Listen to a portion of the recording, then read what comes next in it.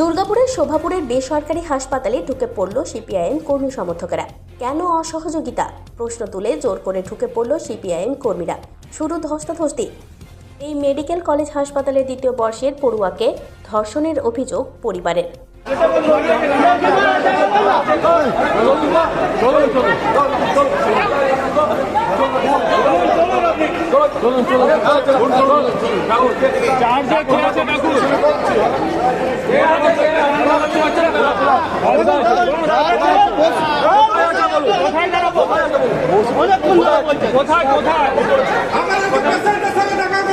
Hospital administration এই ঘটনা ঘটার পর কি ভাবছে, তাদের কি করণীয়, তারা কোনো এফআইআর করেছে কিনা?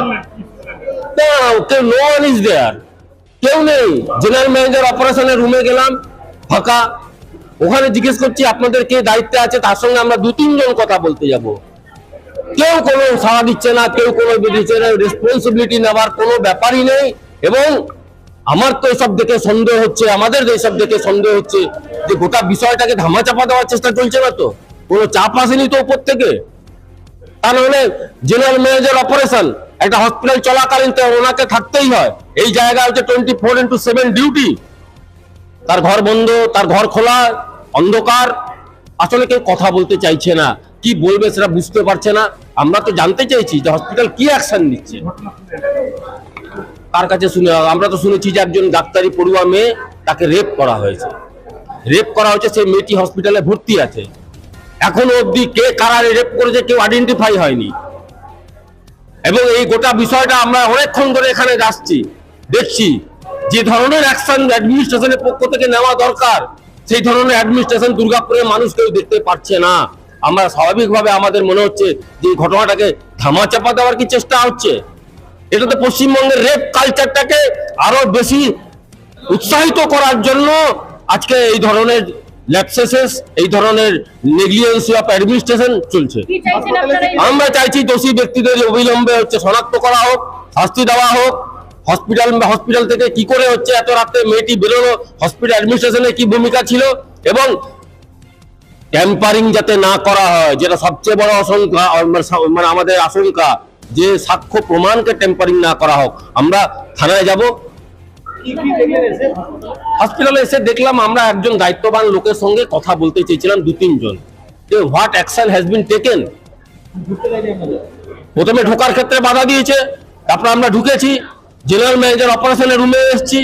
24/7 করে থাকার কথা, কিন্তু কেউ নেই, ঘর বন্ধ, এসি চলছে। মানে এড়িয়ে যাওয়ার একটা মানসিকতা।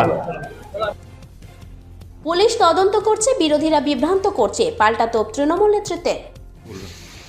দেখুন, গতকালকে যে ঘটনাটা ঘটেছে আপনারাও শুনেছেন, আমরাও শুনেছি। কলেজ প্রেমিসেসের বাইরে ঘটেছে যতটা আমি জানি, এবং দুঃখজনক ঘটনাটা সমর্থনযোগ্য নয়। তবে এটা ব্যাপারটা কি, এটা দুষ্কৃতীদের কাজ, দুষ্কৃতী থাকবেই, এবং তাদের যথোপযুক্ত সাজা সেটাও হবে নিশ্চয়ই। কেননা প্রশাসন এবং পুলিশের ওপর আমাদের আস্থা আছে। খুব তাড়াতাড়ি এটার মানে সুরাহা হবে এবং তাদের আইনানুগ শাস্তি হোক, এটা আমরা অবশ্যই সবসময় চাই। আর এইটাকে নিয়ে যারা, এটা দুঃখজনক একটা ঘটনা, এটাকে নিয়ে যারা রাজনীতি করছে, বিশেষ করে বিজেপি যারা এই ধরনের কথাবার্তা বলছে, তাদের আগে বোঝা উচিত যে তাদের ডবল ইঞ্জিন সরকার যেখানে রয়েছে, উড়িষ্যা যেখানে দলিতরা নিয়মিত অত্যাচারিত হচ্ছে, দলিত মহিলারা, রাজস্থান, মধ্যপ্রদেশ, সেগুলো নিয়ে তারা আগে ভাবুক, তাদের সেদিকে আগে নজর দিক। কেননা আপনারা দেখেছেন কয়েকদিন আগেই যেটা ডিক্লেয়ার হয়েছে যে পশ্চিমবঙ্গ অন্যতম সুরক্ষিত রাজ্য, কলকাতা অন্যতম সুরক্ষিত শহর, সেখানে এটা একটা বিচ্ছিন্ন ঘটনা। দুর্গাপুরে এই ধরনের ঘটনা ঘটে না, এগুলো দুষ্কৃতীদের কাজ। এখানে সরকারের কোনো মদত নেই, সরকার এটা যথাযথ স্টেপ নেবে, পুলিশ স্টেপ নেবে, এবং আমরাও চাইছি যে খুব তাড়াতাড়ি এটার সত্য উদ্ঘাটিত হোক, এবং যে দোষী সে যেই হোক না কেন তার উপযুক্ত শাস্তি। দুর্গাপুর থেকে অনুরাধা সেনগুপ্তের রিপোর্ট, খাঁটি খবর।